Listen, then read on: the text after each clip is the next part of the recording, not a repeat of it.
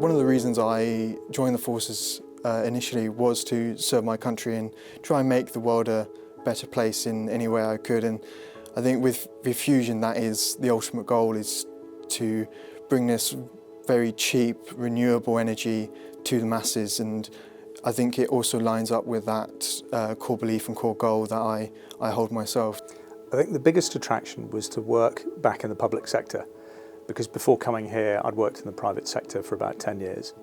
So coming back to the public sector was really important for me, because it meant working on something of a big scale and a serious wicked problem, i.e. fusion.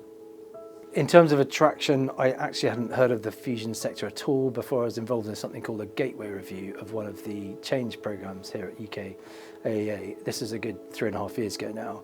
And I was alongside a Royal Naval colleague, and we spent about a week embedded into something called the Alternatives Programme, since become Fusion Futures.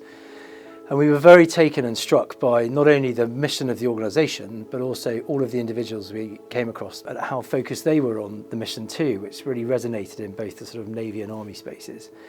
On the back of that, we both jokingly were saying, because we were in our sort of early 50s and we were due to retire a few years later, see you there when we finish in our respective service careers, because that looks like a fantastic place to work. What attracted me to the organisation?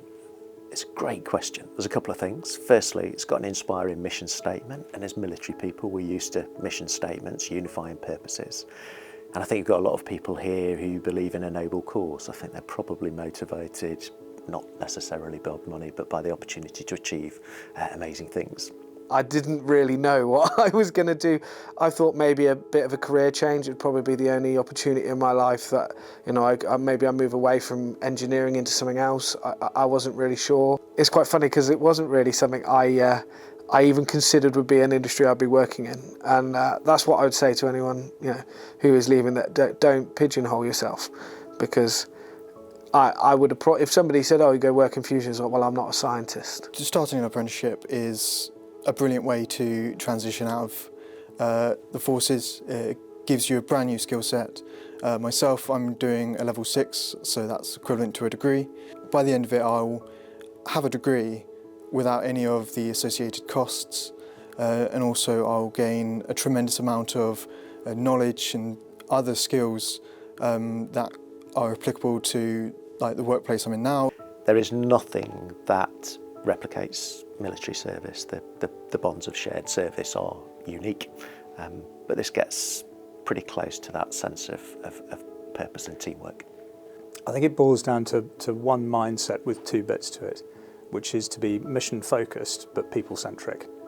So in the military you're taught that the mission is everything and you focus on that, but you can't achieve that mission without being people centric. As a final message to veterans, to my mind, the fusion sector, for two huge reasons, is a really attractive sector to join.